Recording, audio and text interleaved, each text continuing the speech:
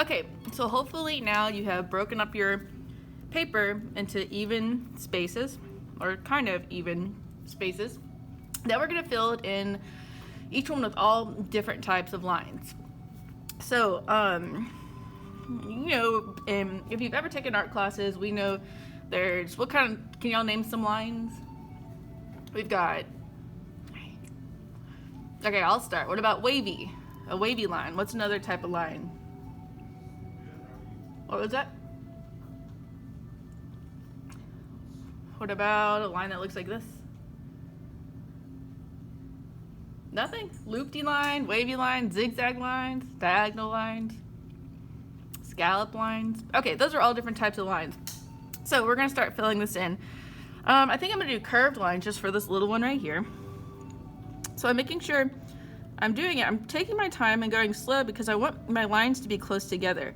Our goal is to have about half of it, 50-50% black and white, or white and gray if you're using pencil. So I'm making sure they're really close together, and I'm filling in this whole area, nice and slow.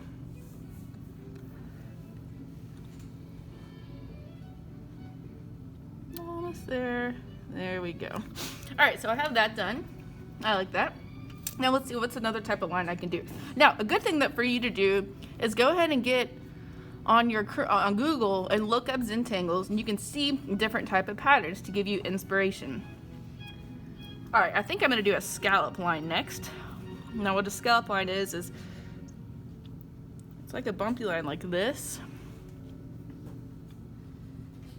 But I think I'm gonna make it a little bit more interesting.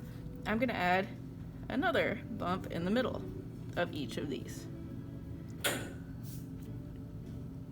Now also different types of thicknesses of lines. I want a variety of thicknesses of lines. So maybe this line that it's on, my separator line, maybe I'll color that in a little bit thicker. So if you have a variety of thicknesses, it also makes it more interesting.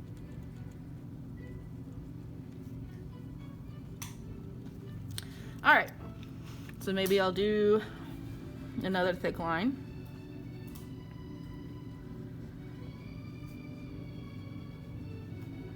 And I want to take my time and make it nice and neat, but I also don't want this video to be super long because I want you to get started on yours if you haven't already. All right, and then maybe I'll do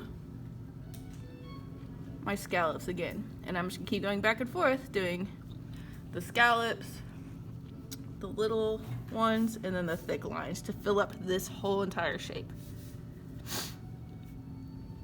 So, like I said, it'd be a great idea if you to go on and look at examples of Zentangles that I've posted, or just look them up on your own to get ideas for patterns.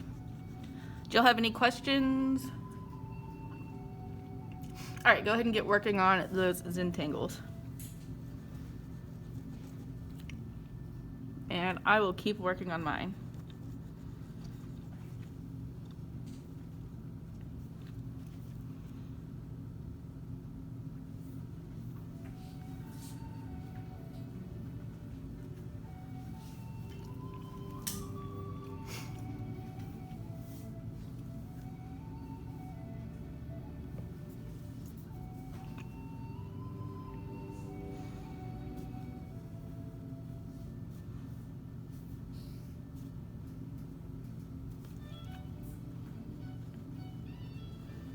Now, a lot of people do these Zentangles to kind of meditate, to calm their mind.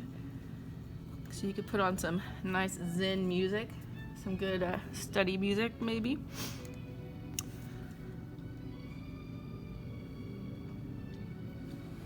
I also want you to get creative, make up your own original types of lines and patterns.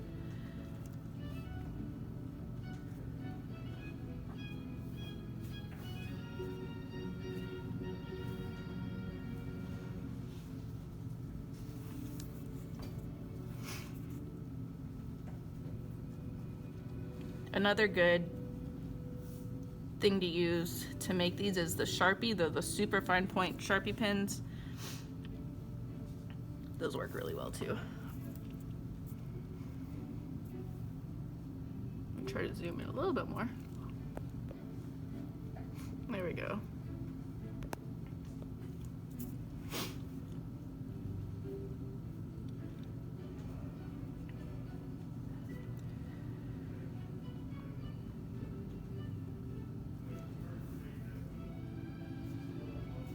I made this one a little too little. That's okay.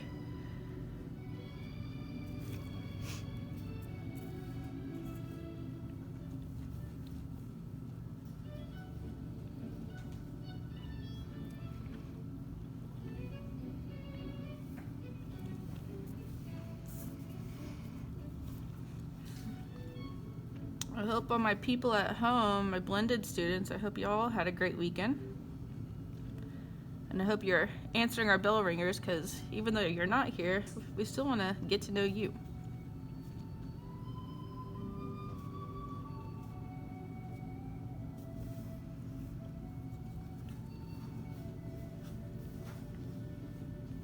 All right.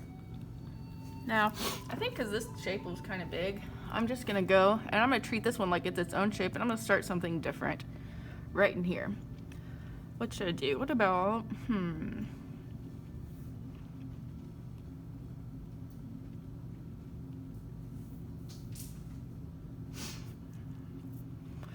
Ooh, it's so hard to decide.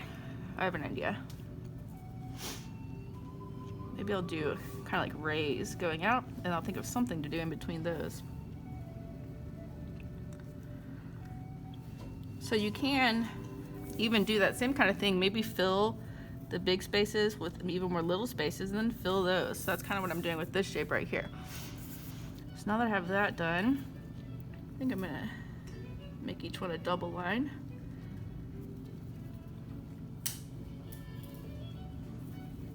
And I really don't have a plan for this. I'm just seeing where it takes me. That's some of the fun of making these. All right. I'm gonna do some horizontal lines in between them.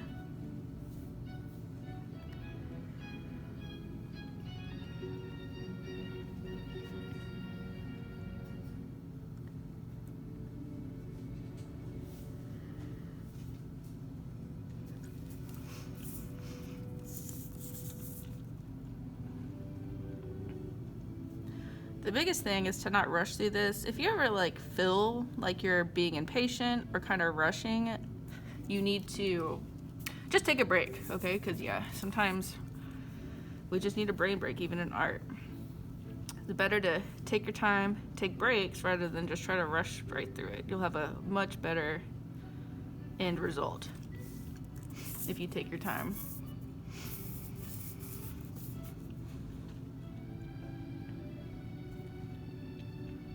And if you noticed, I keep moving my paper around. I'm doing that so I don't smear the ink, or if I'm using pencil, not smear the pencil. So that's why I am doing that.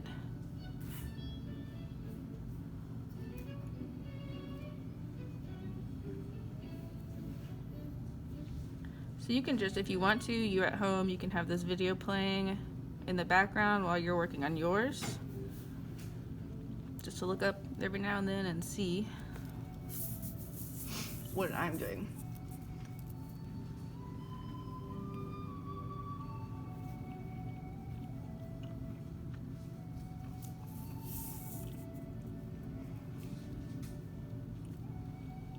I am about to take a short break and walk around and look at the drawings the students in here have done.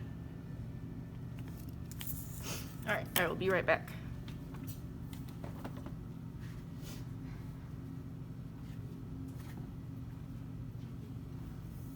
Very nice. Ooh, I really like that one.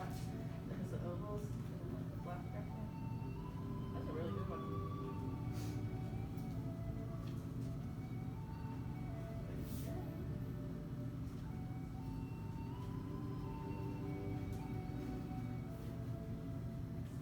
Okay, nice.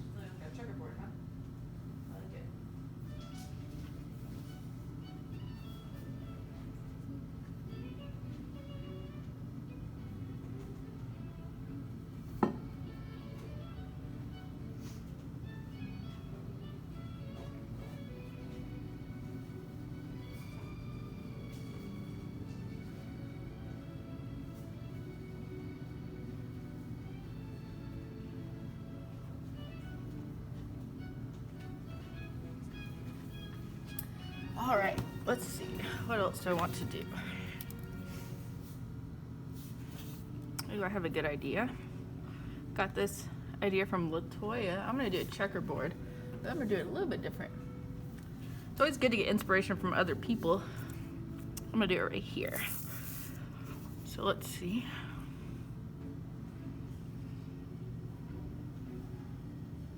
Now, if you want to use a ruler to do straight lines, that's totally fine. I don't really like using a ruler, but that's just my personal choice. Nothing wrong with it.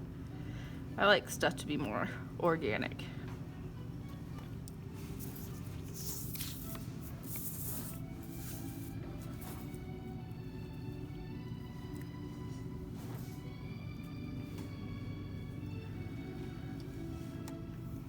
And if you notice, instead of using my hand at all, I'm just dragging my arm down to create trying to get a nice smooth line.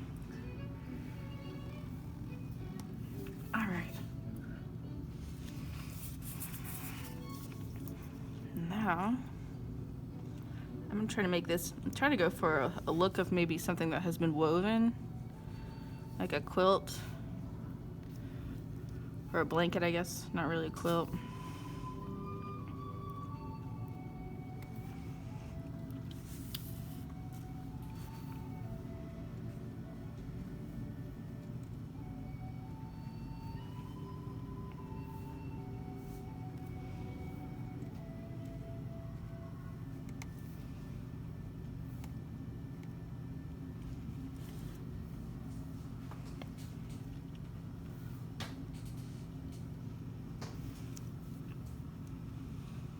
All right, so for my second one, I'm obviously going to go the opposite direction. So I have vertical lines here. I'm going to do horizontal here.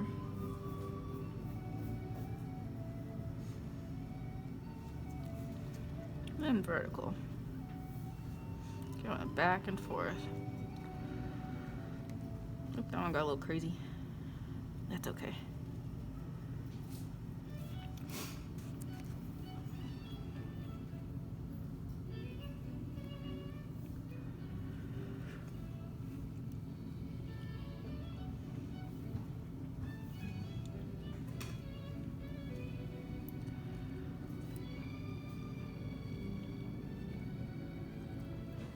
All right, well, we are about to clean up here. You at home, keep working on yours. If you want to send pictures, in-process pictures, like before you finally turn it in to get feedback, please do that. I love to see your in-process ones, and I can give you some feedback. But y'all keep working.